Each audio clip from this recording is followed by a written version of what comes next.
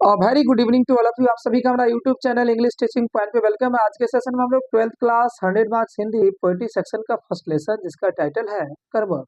आप जानते हैं कि करवक पद्मावत से लिया गया है और इसकी रचना मलिक मोहम्मद जैसी के द्वारा की गई है। मलिक मोहम्मद जैसी का जन्म 1492 को हुआ था और 1548 को इस दुनिया से चल बसे।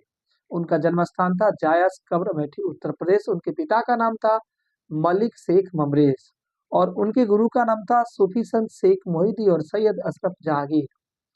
उनका जो बचपन बीता काफी दुखों के साथ बीता। किसानी करते हुए अपना अपना जीवन उन्होंने बिताया, फकीरों के साथ अपना जीवन बिताया और बड़े हुए तो फिर साधु संत के साथ रहते रहते उनके पास गुण आ गया और जब गुण आ गया तो दुनिया के सामने उस ज्ञान को बांटने लगे। और फिर वो लास्ट में कहते हैं कि मैं एक ही आंख के होते हुए गुणवान हूँ, मुझ में काव्य लिखने का ज्ञान है और सारे गुणवान लोग मुझे इस उम्मीद से देखते हैं कि उन्हें कुछ मुझसे ज्ञान मिल जाए। तो इसी चैप्टर का आपको ऑल क्वेश्चन आंसर आपको समझा रहे हैं। पहला क्वेश्चन है, नंबर 1 क्वेश्चन है, कवि ने एक आंख की तुलना किससे की?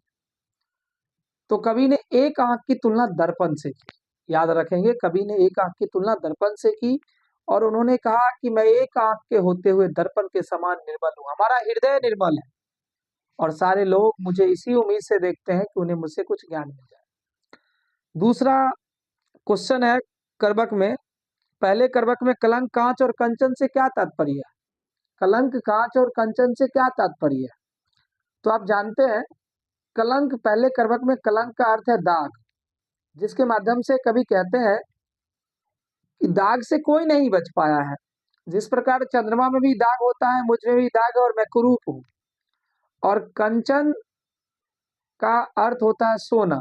जब तक कांच को घड़े में तपाया नहीं जाता तब तक कांच सोने का नहीं होता। तो आपका सेकंड क्वेश्चन है कि पहले करबक में कलंक कांच और कंचन से क्या तात्पर्य है? तो कलंक मतलब दाग, कांच मतलब कच्चा पदार्थ और कंचन मतलब सोना।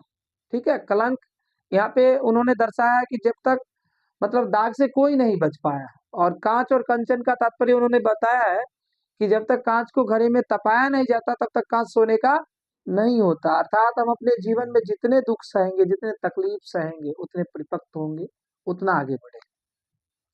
और एक चीज आप याद रखेंगे, सुख और सफलता का कनेक्शन नहीं है। यदि आप सुख चाहते हैं तो आपको सफलता नहीं मिलेगी और जब सफलता चाहते हैं तो आपको सुख नहीं मिलेगी।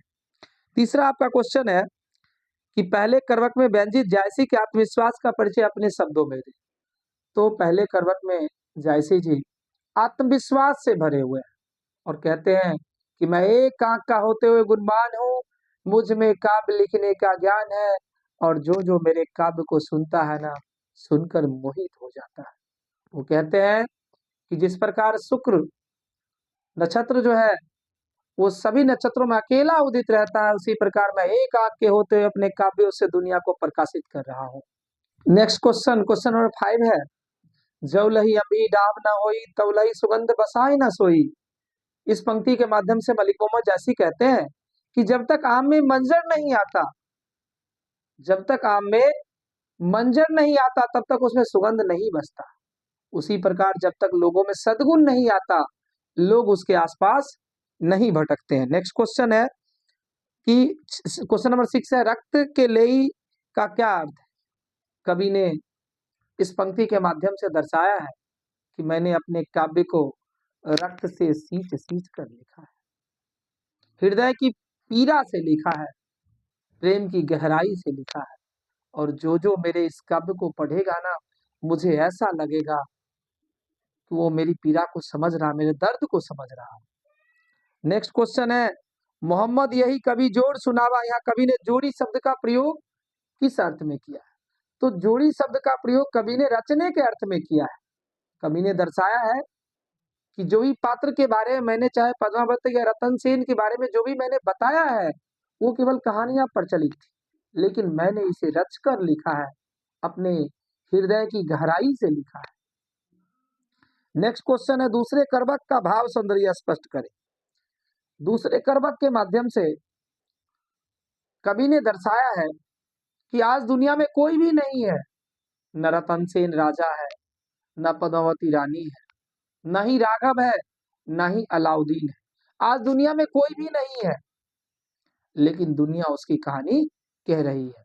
अर्थात लोग जैसे भी हो, उसकी चर्चा होती है, बुरा हो या अच्छा। आज 100 साल 500 साल बीत जाने के बाद भी लोग अलाउद्दीन की बुराई कर रहे हैं। अर्थात आप जैसे रहेंगे, आप अपने कामों के जरिए याद किए जाएंगे। आप बहुत अच्छे भक्त हैं भगवान का, इसका मतलब ये नहीं कि आप धर्म पे ही चल रहे हैं।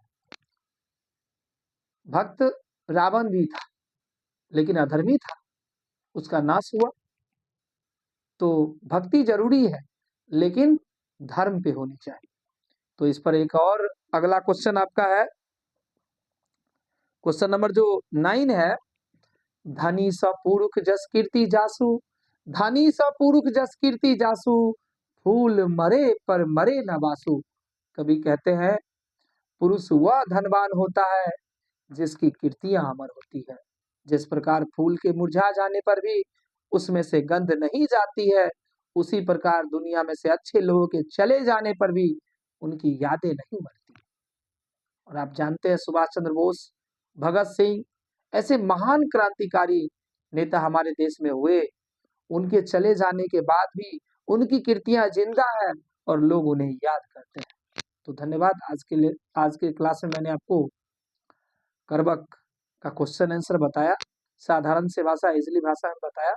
यदि आपको ये वीडियो पसंद आए तो इसे लाइक, शेयर और सब्सक्राइब करना ना भूलें। धन्यवाद।